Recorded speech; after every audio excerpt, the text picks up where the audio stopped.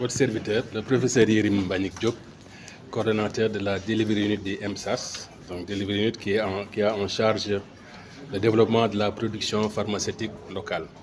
Aujourd'hui, il est question de mettre en place un cadre normatif pour promouvoir la médecine traditionnelle. Est-ce que vous pouvez revenir sur cette question? Merci. Donc, l'opportunité de cette rencontre, c'est la commémoration de la journée africaine de la médecine traditionnelle.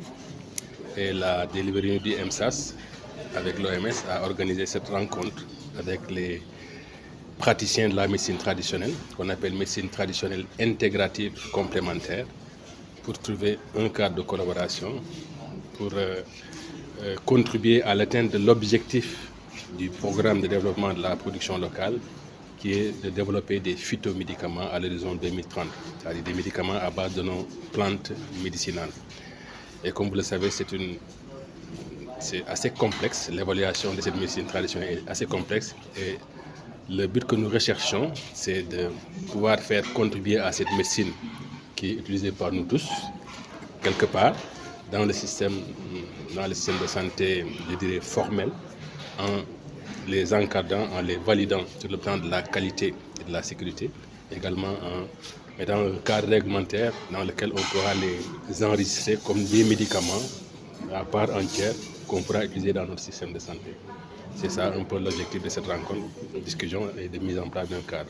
Le Sénégal vise la souveraineté pharmaceutique en 2035. Quelle sera la place de la médecine traditionnelle? Est-ce que des médicaments à base de plantes seront dans le pipeline?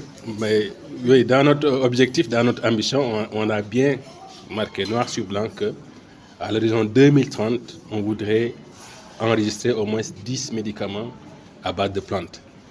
Donc, et ça, c'est un processus qui veut dire enregistrer 10 standardisations, parce qu'un médicament sur 20 ans doit venir toujours avec la même qualité, donc pour la même sécurité pour les populations et la même efficacité. Et bien sûr, après mise sur le marché, il faut qu'on surveille l'effet de ces médicaments. Donc c'est un ensemble qu'il faut mettre en place pour qu'on atteigne l'objectif d'ici 2030. Et comme vous le savez, la plupart des substances actives médicamenteuses proviennent des plantes médicinales. Donc on n'en est pas encore là à développer ces substances, ces molécules à partir des plantes. Donc on veut au moins, avec les praticiens de la médecine traditionnelle, sur la base de leur préparation, de leur présentation, les accompagner à standardiser, à assurer la qualité et la sécurité pour qu'on puisse les utiliser de façon assez safe, de façon sécurisée.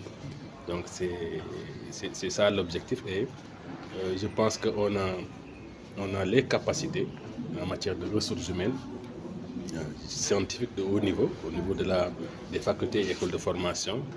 On a des industriels qui sont présents parce que quand même, quand on veut dire développement, il faut une industrie. On change carrément de paradigme.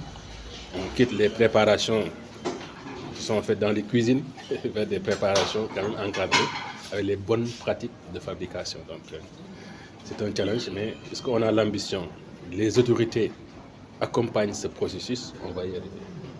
Mais est-ce que des dispositifs sont commencés à être mis en place pour réussir ces 10 médicaments en 2035? Oui, depuis qu'on a commencé cette relance-là, donc on a déjà commandité des études scientifiques en termes de cartographie des recherches effectuées sur les plantes médicinales au Sénégal. Il y en a beaucoup, on a fait le point. En termes de cartographie des pathologies les plus visées par l'utilisation de ces plantes.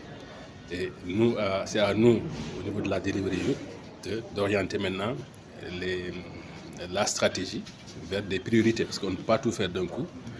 On peut dire, par exemple, on va adresser les maladies diabétiques ou l'hypertension. On va avoir la panoplie de plantes utilisées par les praticiens pour traiter cette hypertension ou bien pour traiter ce diabète. Et ensuite, on les soumet à la rigueur de la science pour les évaluer et les valider avant de les proposer à l'utilisation par les populations. C'est un processus qui est long, mais il faut une acceptation de tout le monde. On doit, non seulement les praticiens doivent s'ouvrir, parce qu'ils sont un peu jaloux de leurs connaissances, mais également les les praticiens modernes également doivent s'ouvrir. Et nous, en tant que scientifiques, en tant que coordonnateurs, on doit maintenant accompagner ce processus pour quand même qu'on ne présente pas les médicaments sous forme de bouillon. Non, on doit les mettre sous forme de médicaments galéniques quand même, pour qu'on puisse les utiliser et les comparer avec les traitements classiques modernes pour pouvoir les valider. Donc c'est un processus vraiment qu'on peut faire, mais il faut de l'ouverture. Il y a un cadre mis en place par l'OMS. Il y a la réglementation pharmaceutique avec l'ARP qui a mis en place les outils.